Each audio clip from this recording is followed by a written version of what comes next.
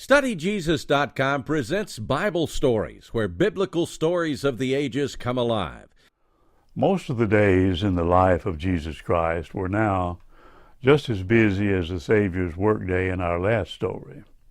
From morning till night, Jesus went about the cities and villages, teaching in the synagogues, preaching to the people wherever they would come to hear him. And he cured every kind of disease. Jesus had hundreds of friends now. The Lord was the most listened to rabbi that had ever been known. No other rabbi could do such marvelous wonders. Twice, Jesus had even brought back to life those who were dead. That wonder was the most wonderful of all, don't you think? One or two of the greatest and most loved prophets in Old Testament times had done this, but in such a different way. They had prayed to God, asking for the power to work the miracle. It was like asking God for a favor. But Jesus raised the dead by his own power. How could he do that? Because he was God's Son. Continuing with our series on the life of Christ, this story from the Holy Bible is titled, Jesus' Last Ministry in Galilee. StudyJesus.com presents Bible Stories with your host, Dr. Joe Jackson. Stories directly from God's holy word, told in easy-to-understand story form that the whole family will enjoy, and featuring the work of a talented artist illustrating each week's story. Now gather the family because it's time for this week's Bible Story. Would you not think that the people of Nazareth who had tried to kill Jesus the last time he was there would be glad to hear him now, that he has so many friends? Jesus had a great interest in the people with whom he had lived so many years. He was not angry with them, and he was not afraid of them. The Lord knew that he could make their lives happier and better if they would only allow him to do so. He wanted to help them. He longed to help them. So one day, Jesus went back to Nazareth and taught in the synagogue. He taught so well that all who heard him were astonished. Those who heard Jesus couldn't help seeing how truly great a man he was. Yet, they still wouldn't believe that he was the Christ whom the prophets had foretold. The old question came up again. Where did he learn so much? How can he do such wonderful things? Is he not the carpenter, the son of Mary? Don't we know all his family? Jesus wondered why they wouldn't believe in him. But he couldn't help them very much when they felt like this, and so he left them and never again went back to Nazareth. Do you think it hurt Jesus' feelings because the people in his hometown wouldn't trust him? Jesus went through one village after another in Galilee. He saw so many people needing to be taught. They seemed to him like sheep without a shepherd. He said to his disciples, there's plenty of work to be done, but there are not many workers. So you, my apostles, must go out by yourselves now and work as you've seen me work. Do not go yet among the Samaritans or any other people who are not of your own nation. Go only among the Jews. And as you go, preach, saying, the kingdom of heaven is here. God will give you the power to heal the sick and to cure the lepers and to raise the dead. You needn't take food or money or extra clothing with you, for one who works deserves to be paid for it. When you go into a city, find some house where you'll be welcome. If the people receive you, well. If not, they, not you, will be the losers. You will not have an easy time doing this work. People will not treat the disciples any better than they have treated the Master, and many men will hate you because you are my friends, if for no other reason. But if they trouble you in one city, go to another. Do not be afraid of anyone, for even if they kill your body, they cannot kill your soul. God takes care of such little creatures as sparrows. Will he not much more care for you, who are worth more than all the sparrows put together? So don't be afraid to let men know that you are my friends and believe my words. Do not try to make your life an easy one. Forget about yourselves and think about what others need, and you can't help but be happy. Forget others and think of your own needs, and you'll never be happy. With these words of advice and comfort, Jesus sent his apostles out into the country to do their first work among those people who were like sheep without a shepherd. They went 2 by 2 so that one could help the other.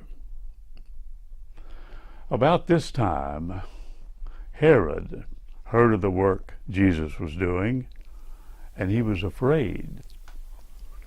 There's an old saying, a guilty conscience makes cowards of us all. This is what was now the matter with Herod. His conscience was bothering him. That's why he trembled when he heard of Jesus, who could make disease and nature and even death obey him. Herod did wrong when he put John the Baptist in prison. But since doing that, he'd done something even more wicked. When Herod's birthday came around, he celebrated it by inviting a large party of the lords and nobles of the land to his palace. His niece, Salome, helped to entertain the guests by dancing. Herod was very pleased with the way she danced for him. So pleased that he praised her, and without stopping to think what it might mean, he said to her, "You may ask for anything you want, and I'll give it to you." What would you have chosen? Certainly not what this girl did. Salome didn't decide for herself. Instead, she ran out of the room to talk it over with her mother. Now, this would have been a wise plan if Herodias, her mother, had been a good mother. But she was not. She was, in fact, a very wicked woman. In fact, it had been to please her that Herod put John the Baptist into prison. But even this punishment of John had not satisfied this cruel woman. Salome's mother, Herodias, had never forgiven John the Baptist for what he had said to Herod about her.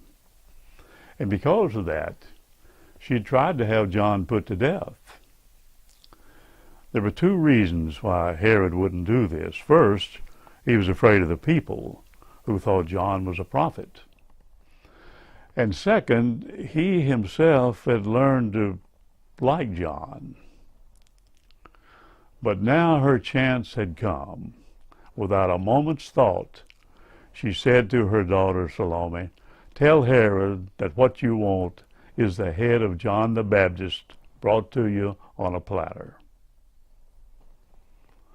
The girl went back to Herod and told him what her mother had decided to ask for. Now, when Herod heard what she had chosen, he was sorry that he had made such a foolish promise. But he wouldn't break his word before all those people. So he sent word to the prison that John was to be put to death. He gave the girl what she asked for. Salome then took the gift to her mother. Herod was unhappy and troubled from that day on. He was troubled and unhappy because he knew that he'd done wrong by allowing this good man, John, to be killed. He was also afraid when he heard about this wonderful rabbi who was healing the sick and raising the dead. Herod said, "Who is this of whom I hear such things? I killed John the Baptist, but it must be that he's risen from the dead and is himself doing all these great works." Herod wanted to see the great rabbi to know if his fears were true. Jesus soon heard the sad news of the death of John. Some of John's disciples came to tell him about it. They also told the Lord that Herod was asking about him. Because of these things, Jesus didn't stay any longer in that part of Galilee. Instead, he went again to Capernaum. And there he met the apostles who had come back to report to their master what they'd been doing and what success they'd had. All of them were tired and needed rest. But at Capernaum, so many people were coming and going all the time that they could hardly find time even to eat, much less rest. So Jesus said to the 12, "Let's come apart by ourselves into some quiet place and rest a while." With joy they sailed away, thinking that as no one knew where they were going, they could find a place where they could be alone by themselves. They had missed their master so much, and they had so much to talk about and so many questions to ask. But some of the people on the bank who had heard Jesus speak watched to see in what direction the boat went. Toward the northeast, they noted. They knew a lovely spot in Bethsaida, a lake town about 6 miles from Capernaum. So the crowd of people made up their minds that Jesus was probably going to that quiet place. Following the shore, men, women, and children ran to Bethsaida. When Jesus and his disciples reached Bethsaida, they found the crowd of people waiting for them.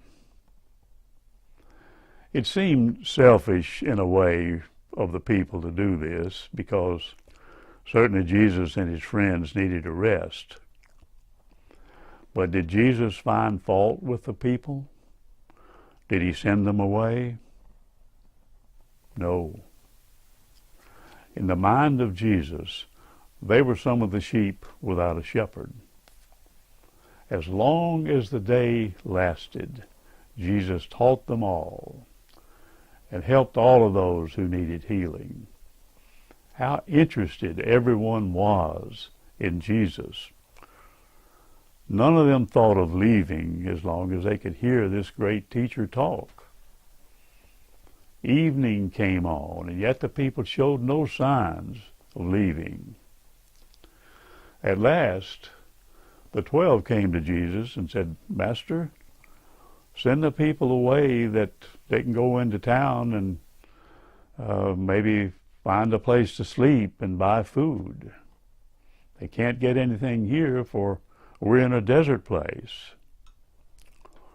Jesus answered, "They needn't go away. We'll give them something to eat." Turning to Philip, he said, "Where shall we buy bread that these might eat?" Philip answered, "Even 200 denarii worth of bread is not enough for everyone to have even a little."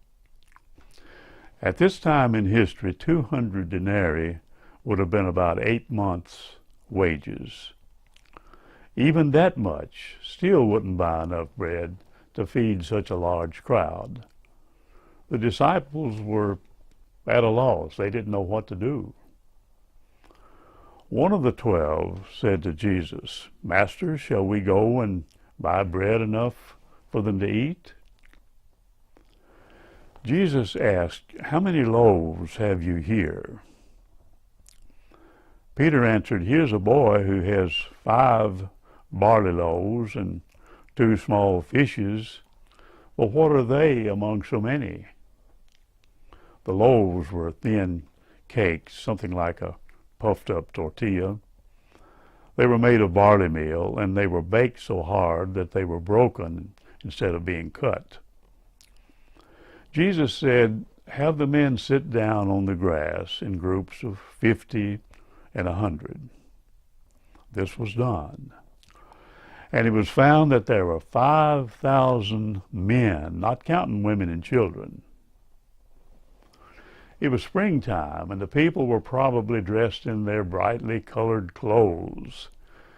Can't you just see them as they sat in different groups on the fresh green grass? They must have looked very nice. Then Jesus took the 5 loaves and the 2 fishes, and looking up to heaven, gave thanks. And then he broke the 5 loaves into pieces, and he gave them to his disciples. What should they do with those pieces of bread? Should they pass these few pieces of bread around as far as they would go? They'd seen their master do so many wonderful things that they didn't stop to question him now. They began to serve those who were seated, and they kept on serving them until every one of that big group of people were served all they wanted.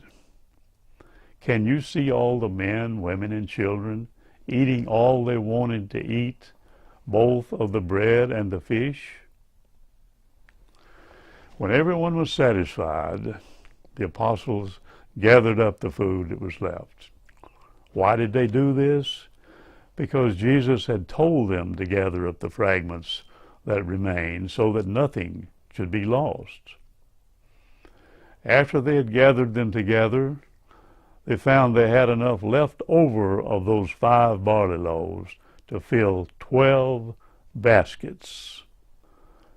Lord willing, next time we'll conclude this story titled Jesus' Last Ministry in Galilee.